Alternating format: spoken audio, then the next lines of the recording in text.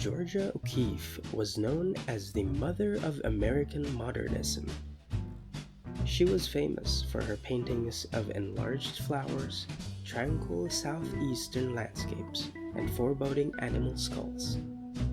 She was also elected as a member of the American Academy of Arts and Letters and the American Academy of Arts and Sciences, and was the first female painter to gain critical acclaim in New York City's art scene in the 1920s.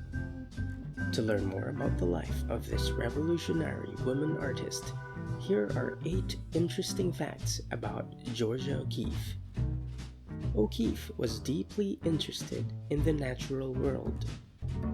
Though most renowned for her close-up paintings of flowers, most of O'Keeffe's 2,000-plus works mainly featured landscapes, bones, rocks, shells, and leaves. She simplified the shapes and colors of her subject matter, and her paintings evoked her own feelings. She believed that the bones and skulls were as beautiful as the flowers she had painted. She painted in any weather and during strong rains, and wearing gloves during cold, freezing temperatures, rigging her tents with thick tarps. She painted outdoors and went camping and rafting even in her 70s.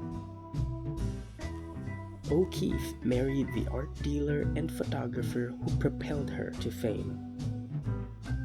She mailed drawings to an old friend who showed them to the influential Alfred Stieglitz, a photographer and art gallerist. He fell in love with her work and displayed 10 of her abstract charcoal drawings at his gallery, even without her knowledge. Stieglitz offered to support O'Keeffe so she could live and work full-time as an artist in New York. O'Keeffe also became the subject of Stieglitz's long-term series of portraits that captured people as they aged. Her marriage was marked with affairs. She and Stieglitz began a live-in relationship after his wife caught him taking nude photographs of O'Keeffe. Stieglitz divorced his wife, allowing him and O'Keeffe to marry in 1924.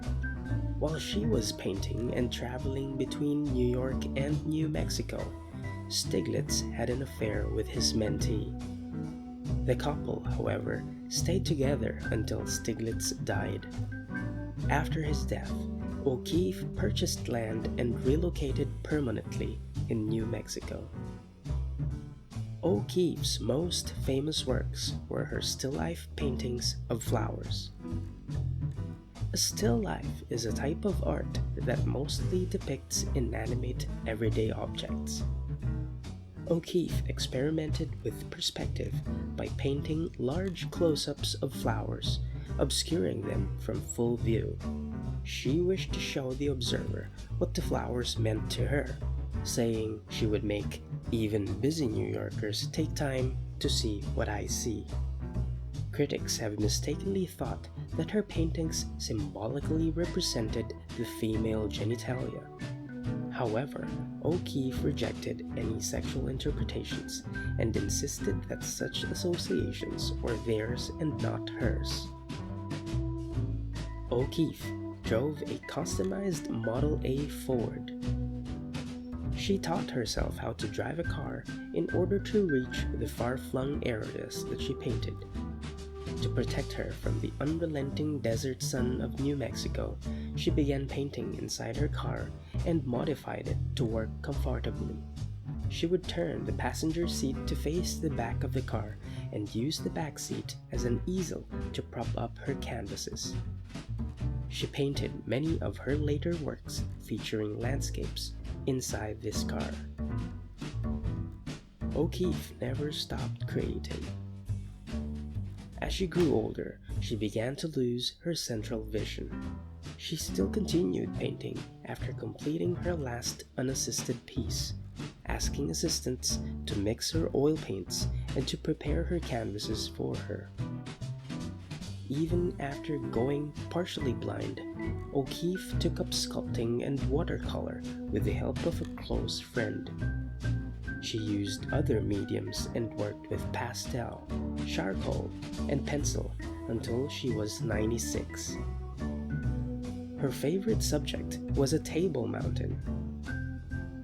A narrow table mountain called Cerro Pedernal could be seen from the front door of O'Keeffe's house in New Mexico, one of the most recognized natural landmarks in New Mexico.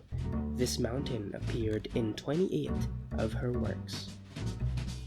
This landmark featured a bluish hue which contrasted from the dusty reds and pinks of the nearby mountains. O'Keeffe regarded the Pedernal as her private mountain and studied it intently under the changing seasons. Following her wishes, her ashes were scattered on the top of the very same mountain. O'Keeffe was one of America's most celebrated female icons. She was given the Presidential Medal of Freedom, the greatest civilian honor in the United States, and the National Medal of Arts. The U.S. Postal Service also honored her by issuing a 32-cent stamp of her painting, Red Poppy. Unlike her contemporaries, O'Keeffe did not follow any emerging art movement. Instead, she focused on her own practice and painted the various forms of nature in her own unique and nuanced way, exploring the boundaries of representational art as opposed to the experimental abstraction that was dominant at the time. Georgia O'Keeffe made a place for herself in New York's male-dominated and cutthroat art world.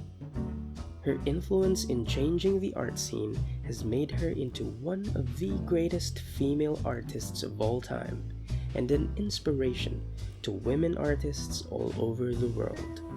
Thank you for watching Art Lister, your source of information and inspiration to live a creative life. Give us a thumbs up if you liked this episode and subscribe for more videos on art, design, and creativity. See you in the next video!